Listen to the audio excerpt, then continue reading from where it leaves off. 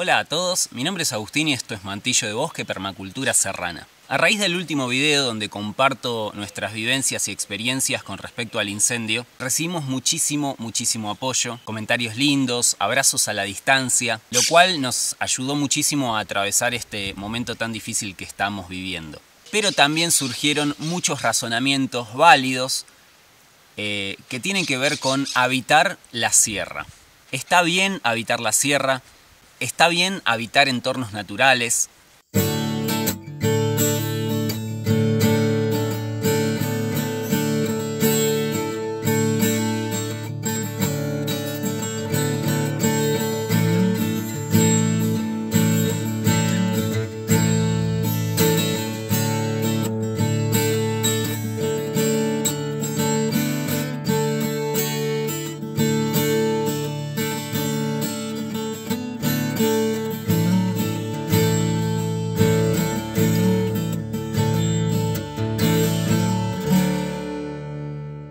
Para empezar, cabe aclarar que toda ciudad fue en algún momento monte nativo, un entorno natural, entonces no nos desliguemos de esa responsabilidad. Nosotros en las ciudades, para empezar, tendríamos que fomentar el desarrollo de corredores naturales, reservas, plazas verdes con nativas. Cada ciudad con una nueva casa está creciendo, está desmontando, entonces cada casa que se crea, ya sea en un entorno natural o en un entorno no natural, va a generar un impacto. Y recordemos que los núcleos urbanos no planificados son los que más contaminan el planeta, no una casa perdida en las sierras. Igualmente también surgieron estos comentarios de el de acá, el que se considera de acá, echando a los que vinieron después, ¿no? Que eso es...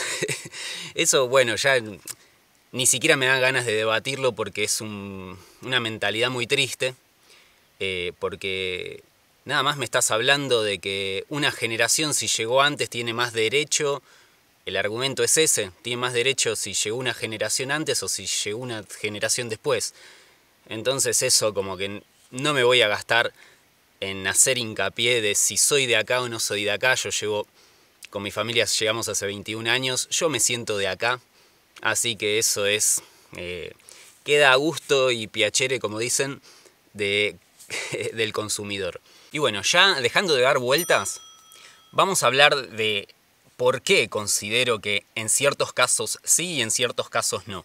Para empezar vamos a hacer una comparativa bien drástica entre mega empresa constructora que viene a hacer un hotel al medio de las sierras sin ningún tipo de planificación, regulación. Obviamente va a generar un impacto enorme.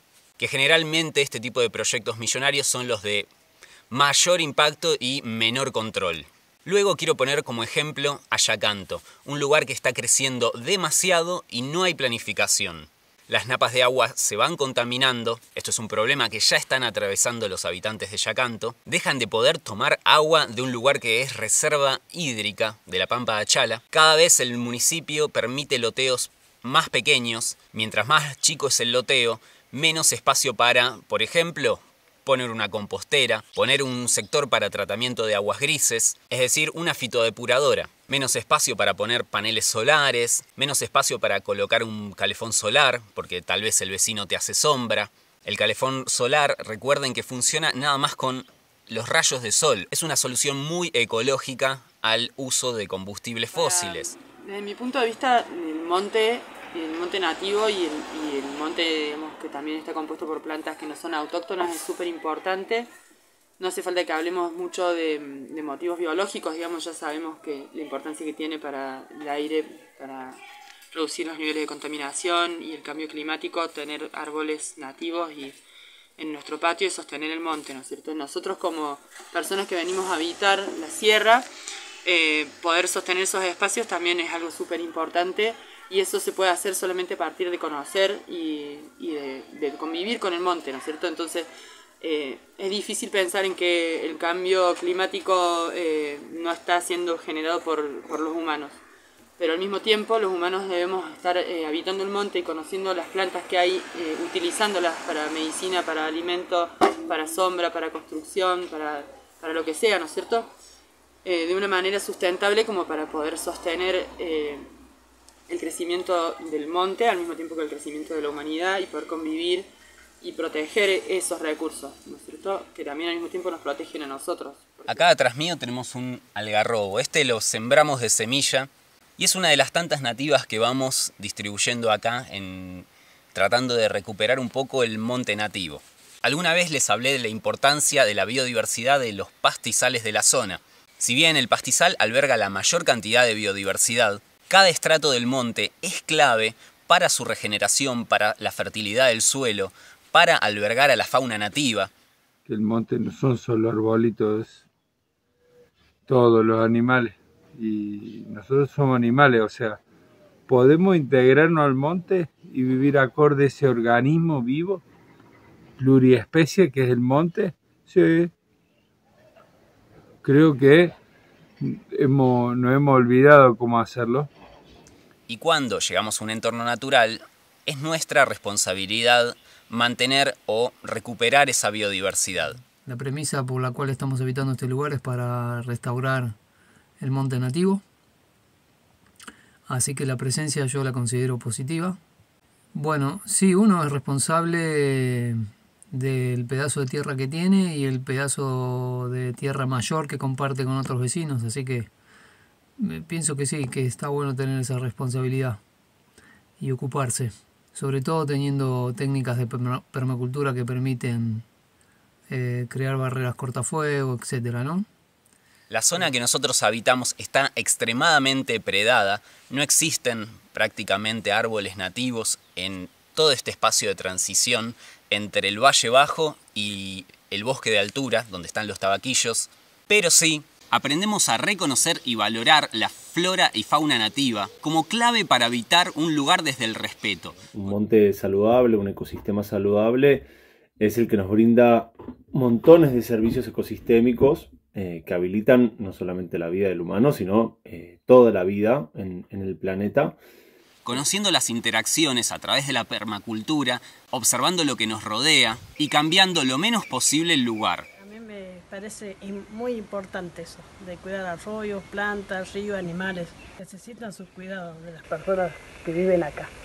Y siendo que para el bolsillo de la mayoría es imposible comprar suficientes árboles para cubrir una buena extensión de monte, una alternativa viable es en tus tiempos libres sembrar algunas semillitas de árboles nativos, ir reproduciéndolos, sembrarlos cuando están suficientemente fuertes y cuidarlos, que ese es uno de los trabajos clave que hacemos acá nosotros. Si nosotros tenemos nuestra casa, nuestro espacio en un lugar donde antes ha sido agreste y no ha sido habitado, y simplemente lo sostenemos y lo hacemos con respeto, no, me parece que el crecimiento de la población es positivo en ese caso, ¿no es cierto? Porque se respeta y se cuida.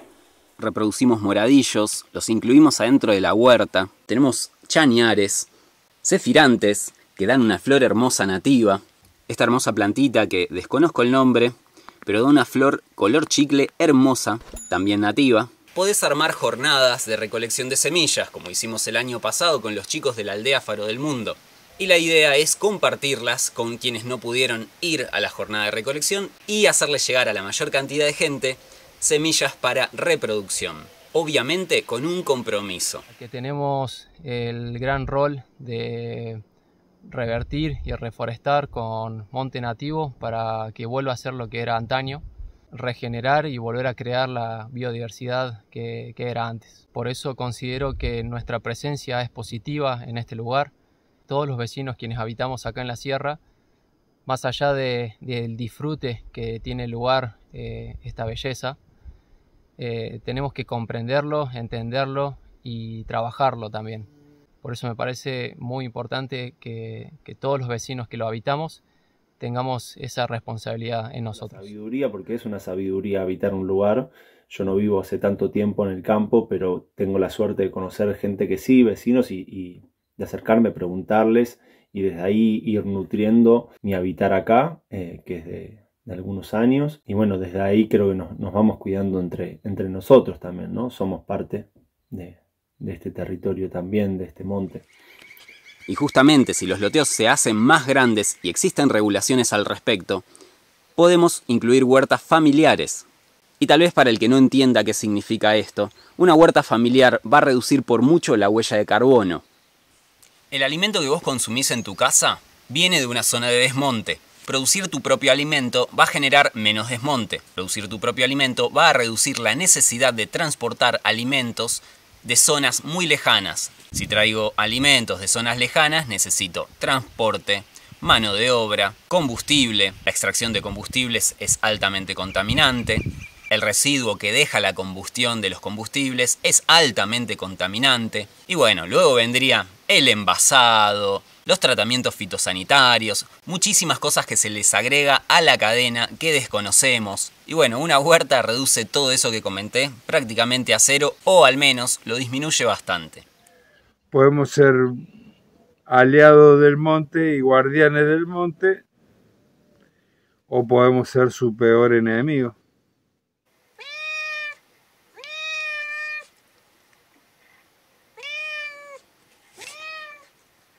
Y lo mismo va a suceder con los frutales. Hoy día ya tenemos más de 100 frutales sembrados acá en los lotes. El proceso es lento y puede tardar muchísimos años en concretarse, pero hay que empezar de algo que veamos que está dentro de nuestras posibilidades. En mi caso tuve que aprender a construir en piedra, aprender a instalar calefones solares, aprender de instalaciones de paneles solares, aprender de construcción, aprender de las inclemencias de este lugar y justamente eso, conectarme con este lugar. ¿Se entiende lo que estoy diciendo? Hay una gran diferencia entre decir nadie tiene que habitar las sierras a llevemos más guardianes de las sierras a las sierras. La presencia de proyectos inmobiliarios grandes, de expansión de la frontera ganadera y bueno, el uso de la leña y de ciertas maderas para la construcción ha hecho desaparecer completamente el monte nativo y ha instaurado forestales de pino que se han ido del propio territorio, ¿no? Esos piñares y han colonizado todo el terreno de la zona más alta del Valle de Calamuchita. Acá pasamos a tener un ecosistema casi sostenido por pocas plantas, digamos, ¿no? Están los pinos, los grataeus, los cotoneaster, la zarzamora. Son principalmente lo que le da estructura hoy al ecosistema porque tienen esta condición de su desarrollo invasivo que no permiten que otras plantas vuelvan a tomar su lugar o ocupar su nicho dentro de este territorio. Mientras que vayamos cambiando granito de arena a granito de arena, mientras que estemos dispuestos a cambiar, y con cambiar quiero decir recuperar y cuidar la ancestralidad biodiversa de un lugar. Entender que la biodiversidad de cada espacio, de cada ecosistema, es clave para el resto de la biodiversidad del planeta. Clave para nosotros, clave para cada animal, cada pájaro, cada planta. Hay interacciones tan delicadas que tal vez desapareciendo un polinizador, en particular en algunos ecosistemas, puede desaparecer toda una especie entera. Y nosotros como seres humanos no entendemos nada sobre eso. Todavía nos falta un gran recorrido. Para muchos esto no es tan importante. Pero sí, lo es. Dependemos de eso. Nuestra supervivencia y la supervivencia de toda la vida en el planeta depende de eso. Que aprendamos a cuidar lo que tenemos. Tal vez ya los confundí a todos y están mareadísimos. Pero ¿cuál sería entonces mi conclusión acerca de esto? Considero que habitar la sierra es clave para cuidarla. Considero que mientras no hayan regulaciones y no haya educación, habitar las sierras es muy, pero muy difícil. Muchísima gente de la que llega con ganas de cambiar el lugar y no adaptarse al lugar. Las ideas citadinas se tienen que quedar en la ciudad y nos tenemos que adaptar a un entorno nuevo. Así que tenemos que cambiar completamente nuestra cabeza si queremos habitar la sierra, si queremos habitar cualquier entorno natural. Sí, creo que mi impacto puede ser positivo, así lo deseo, así busco que sea. Creo que es una transición, creo que obviamente pensar en el impacto de uno es pensar a largo plazo. El impacto de uno positivo se construye con el tiempo, tiene a la par un compromiso y una responsabilidad. Hoy en día contamos con muchísimas herramientas para poder hacerlo, desde la permacultura al manejo holístico de la ganadería regenerativa, al keyline, a agricultura sintrópica, muchísimos sistemas que han elaborado y trabajado gente espectacular que nos deja esta herencia hermosa de proyectos. Y repito, habitar un entorno natural es una responsabilidad. Y si no querés asumir esa responsabilidad y estar abierto a cambiar tu cabeza, sí, en ese caso estoy totalmente en contra de que venga gente a las sierras. También cabe destacar que mientras predomine el dinero por encima de la naturaleza, más megaproyectos van a venir a zonas como estas. Por ejemplo, se está hablando de un proyecto acá arriba en las sierras, de un francés con muchísima plata, que quiere hacer un hotel. Un hotel VIP, o sea, muy exclusivo, que me imagino se podrá acceder en helicóptero, un tipo de turismo de poca conciencia por lo que veo. El camino que se trazó a través del campo no estuvo regulado, no se hizo el papeleo adecuado, nadie se entera de eso. Yo me expongo en las redes y obviamente voy a recibir todos los gomerazos por hacer mi casita y a intentar cuidar el monte. Pero justamente de esos, de los que nadie se entera hasta que es demasiado tarde, no van a hacer un video de YouTube para mostrar cómo están haciendo el hotel.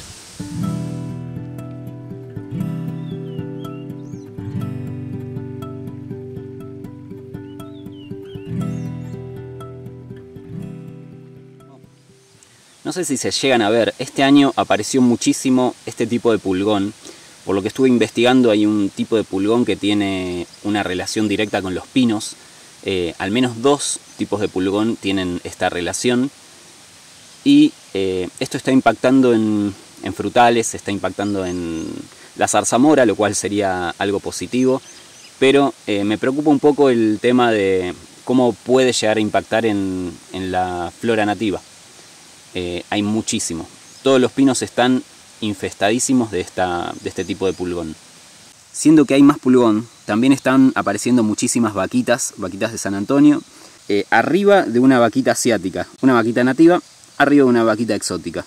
Este insecto es clave para el control de los pulgones. Es uno de los depredadores más voraces de pulgones.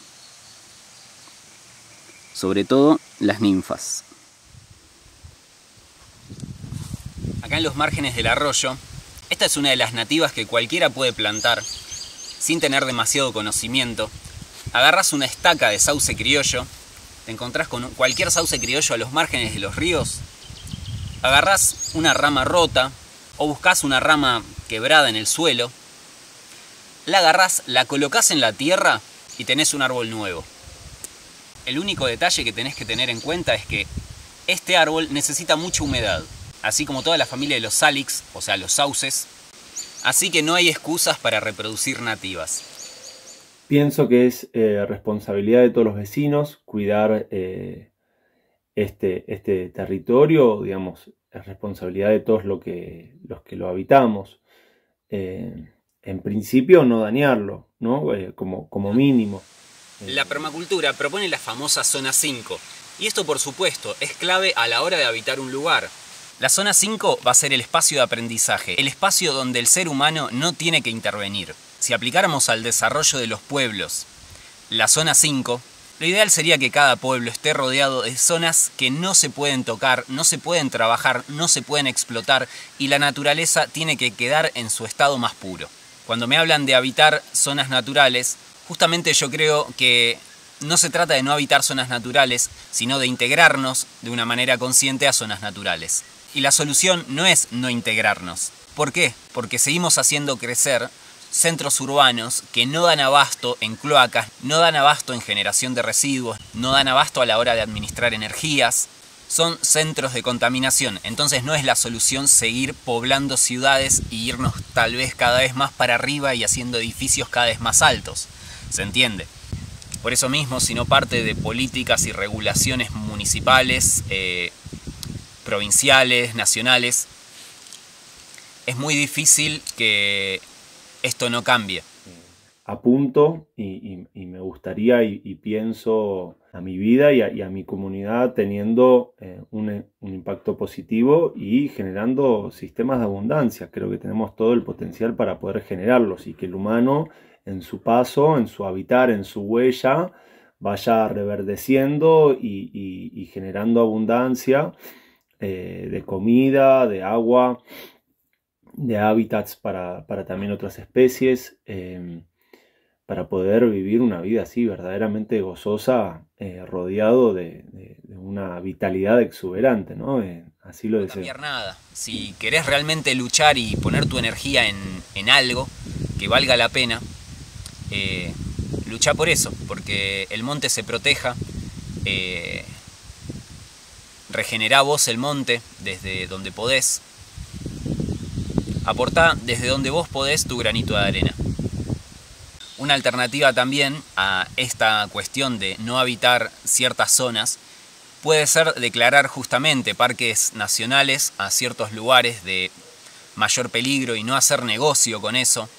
Pero como dije en el otro video, si todo se mueve por intereses económicos, se vuelve extremadamente difícil. El ejemplo de siempre va a ser Yacanto, lotes muy pequeños, o mismo los pocos espacios que nos quedan naturales, regularlos para habitarlos como guardianes, donde tal vez el Estado pueda facilitar capacitaciones. El problema es que muchas veces todas estas leyes se terminan desvirtuando, algunos pocos se aprovechan de ciertas subvenciones, de ciertas ayudas estatales, y algo que es totalmente válido e importante se termina desmereciendo, como siempre, para el beneficio económico de unos pocos. Personalmente no creo que haya culpables, ¿no? Más allá de que puede que alguien esté intencionando prender un fuego o no, que ya son temas políticos en los cuales no me voy a meter porque no tengo mucha claridad sobre eso, ¿no es cierto? Todos sabemos, digamos, lo que está pasando a nivel de leyes y intereses políticos, partidarios, económicos, cuestiones que tienen que ver con negocios inmobiliarios y demás. Eso ya es un tema conocido y no me quisiera meter en eso porque es difícil de tener mucha claridad cuando uno recién está empezando a ver como lo que está sucediendo en Córdoba a ese nivel, ¿no es cierto? Pero sí lo que creo es que nosotros como habitantes del monte tenemos cierta responsabilidad respecto a los incendios y tiene que ver con cuidar el espacio en donde vivimos de una manera respetuosa, ¿no es cierto? Por ejemplo, si yo vivo en un pinar y en mi pinar, que no es una planta, que los pinos no son nativos, está lleno de pinocha en el piso, con las ramas que llegan hasta abajo, con ramas tiradas secas, ¿no es cierto? Ahí sí considero que hay una responsabilidad, digamos, del humano que habita el monte, que no es nativo y que está significando un peligro para los espinillos, los molles, los cocos y todas las plantitas que crecen por debajo, ¿no? Porque a veces pensamos en los árboles, pero no, el sotobosque también es súper importante. Tanto como quienes nacieron acá, como quienes no nacieron acá, tenemos derecho a vivir en este lugar, siempre y cuando lo habitemos responsablemente. Pero para eso hace falta educación. Un aprendizaje de los criollos de antaño, de acá de la zona, fue utilizar la acacia, en el caso de la acacia blanca, como material para postes, construcción, leña. Luego de estudiarla y aprender un poco más, este árbol es una fabácea, retiene el nitrógeno en el suelo, da una excelente madera, es de crecimiento rápido y sus flores son comestibles. Y si bien las fabáceas suelen ser bastante invasivas, en el caso de esta zona, los bosques de más de 100 años se han mantenido sin expandirse demasiado, dándonos la pauta de que es el árbol adecuado. Y esto, de nuevo, tiene que ver con reducir la huella de carbono.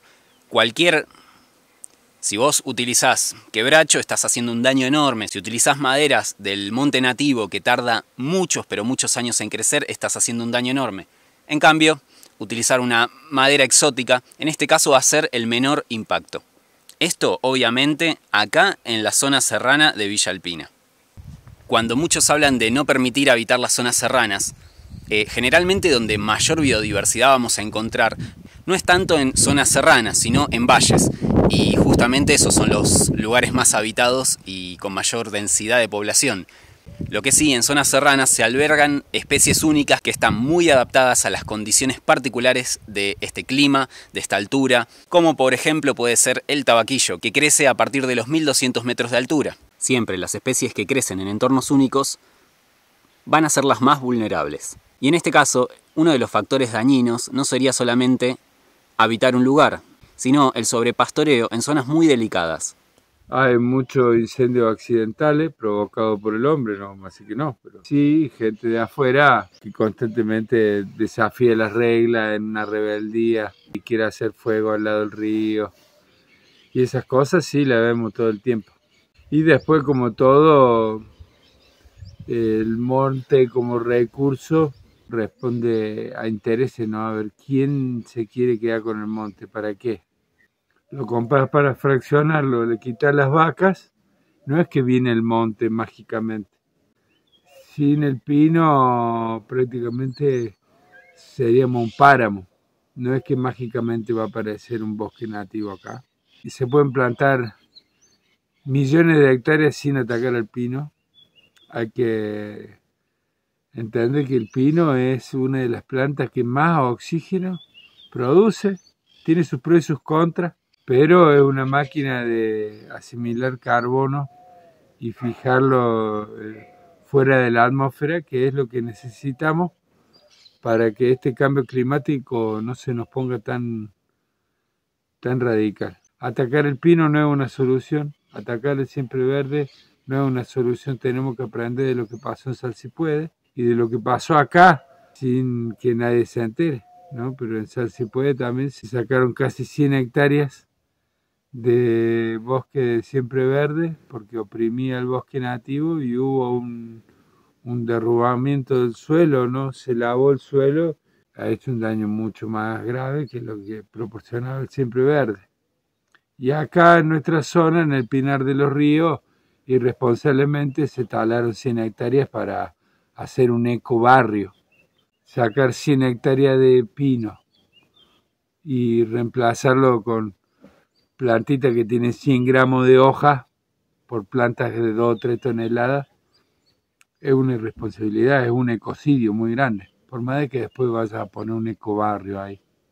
Una montaña después de la tala se seca inmediatamente porque el pino mueve el agua hacia arriba, ¿no? Entonces tenemos que entender eso. Creo que el monte nos necesita, así te lo digo, nos necesita. Los incendios para mí los provoca gente que puede ser variado, puede ser gente descuidada, gente con dobles intenciones, pero bueno, es algo muy subjetivo de mi parte porque yo realmente nunca vi a nadie personalmente. Y puede haber intereses económicos, como se suele decir, ¿no? Así que bueno, esa es mi opinión. Alrededor de un 97-98% de los incendios son causados por el hombre, que no son causados por el hombre y son causados por causas naturales, ¿no? Es cuando cae un rayo y se prende fuego, o cuando sopla el viento y se cae un tendido eléctrico y eso genera un incendio. Sin embargo, el resto de los incendios son generados por el humano, ya sea por un descuido, que es lo que suele suceder con la gente turista, que por ahí no conoce tanto la zona o no entiende muy bien acerca de las temporadas, de los distintos momentos, las condiciones climáticas, un montón de factores que a uno lo sitúan y le dejan en claridad, ¿no? En qué momento uno puede hacer un fuego, en qué momento no. Los incendios no son provocados. Alguno que otro puede ser un incidente que puede llegar a pasar, pero la mayoría es de los que tienen propiedades que quieren vender y bueno, ahí lo provocan para poder vender. Para poder vender, que son lotes que están todos tapados de monte de cosas y bueno, es la forma de que los puedan vender, limpiar más fácil. Exacto. Bueno. Como parte fundamental del cuidado de las sierras de Córdoba, nos encontramos con el tema de los incendios, que fue algo que lo vivimos de cerca hace unos días. Y considero que no son los vecinos quienes habitan el lugar que generan esos incendios, sino que son personas externas, personas con intereses que ni siquiera lo viven y ni lo entienden tampoco. Así que la responsabilidad yo creo que es más bien económica, viene desde otros sectores, desde otros rubros, que vienen a arruinar el lugar, a superpoblarlo. Por eso tenemos que estar nosotros atentos. La responsabilidad de los incendios son del sector inmobiliario, del sector económico y probablemente de la provincia, ya que ambiente en este sector no es inexistente, lo mismo que para las zonas de las Sierras Grandes, detrás mío en el Champaquí. Hay un factor concreto que la zona del Valle de Calamuchita es una zona a nivel inmobiliario muy interesante para un montón de inversores e intereses que tienen intereses pecuniarios, ¿no? Entonces hay una complicidad de alguna manera dentro de ese aspecto en el turismo, de ir habitando y participando de proyectos que no traen una conciencia concreta en relación a cómo se desarrollan en este territorio, qué incidencia tienen en este territorio, por cómo funciona el fuego en sí y por la frecuencia a la cual ya hemos llegado. Cada vez se habilita la posibilidad de que el fuego sea más frecuente y que haya unas condiciones en el territorio y en la vegetación que faciliten la propagación del mismo. Se suele describir ya hace mucho tiempo acá en la zona, puede ser por intereses de expansión de la frontera ganadera en esta zona, que se trabaja con la ganadería, por más de que no es la zona ideal para hacerlo, sí es una zona ideal para el desarrollo inmobiliario. Y desde ahí es de donde se suele de alguna manera interpretar que vienen los incendios que son prendidos intencionalmente. Digamos, los incendios con la frecuencia que suceden en esta zona no son incendios principalmente por descuido. Pero bueno, este año quedó muy en claro la intencionalidad de los incendios, cómo se encuentran situaciones extremadamente sospechosas, donde es imposible que el fuego se haya prendido ahí por alguna causa natural o por algún incidente de alguien que haya pasado por ahí. Claramente el fuego se nota cuando es prendido, y no solamente son suposiciones, sino que han incluso encontrado en reiteradas ocasiones.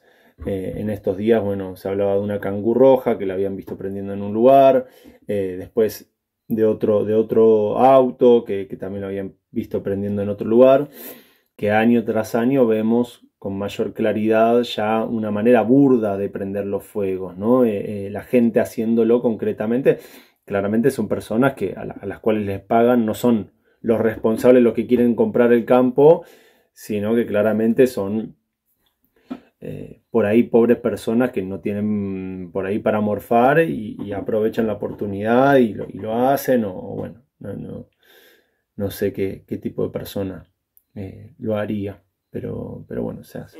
En definitiva, creo que lo mejor que podemos hacer todos los que defendemos el monte es seguir sembrando, seguir plantando, generar comunidad, aunque sea de manera virtual, digamos, entre los vecinos y las vecinas, y protegernos entre todos, sabiendo que es bueno escuchar y ver el crecimiento de las plantas, observar y después reproducir ese mismo esquema. O sea, si yo veo que en la sierra tenemos un conjunto de árboles nativos que crecen todos juntos, aunque sean distintos, ¿no? Como un coco, un molle, un espinillo, y por debajo encontramos carqueja, carquejilla, romerillo y tantas otras plantitas que aparecen todas en comunidad. Bueno, de esa misma forma y con esa diversidad voy a yo imitar, digamos, ese sistema, porque eso me va a generar por sí mismo una barrera contra el fuego, porque hay un sistema que se mantiene verde, que se mantiene vivo, que sostiene el agua, que hace que debajo crezcan cosas que no se van a estar secando permanentemente, como por ejemplo pasa con el pino y la zarzamora, para dar un ejemplo, ¿no? Hay un momento del año en que está todo seco y es toda una bomba de tiempo que si vos acercás un fosforito se prende fuego. ¿Por qué? Porque no es nativo, porque no le corresponde estar viviendo en este lugar, pero bueno, llegó, ahora le tenemos que dar la bienvenida y cuidarlo. Entonces, si vemos que eso no tiene nada que ver con lo que sucede a nivel natural en este valle, bueno, si tenemos un pino y una zarzamora, cuidemos ese espacio, y ahí hay que ponerse los pantalones de jardinero y acomodar el patio, digamos, para decirlo de alguna forma, aunque nuestro patio tenga 5, 10 o 500 metros cuadrados. hay que sostener y hay que hacerse cargo y ser responsable al habitar esta sierra, no contaminar y cuidar las plantas de la mejor manera. ¿Podemos ser una especie más que habita el lugar o una especie que viene a destruir el lugar?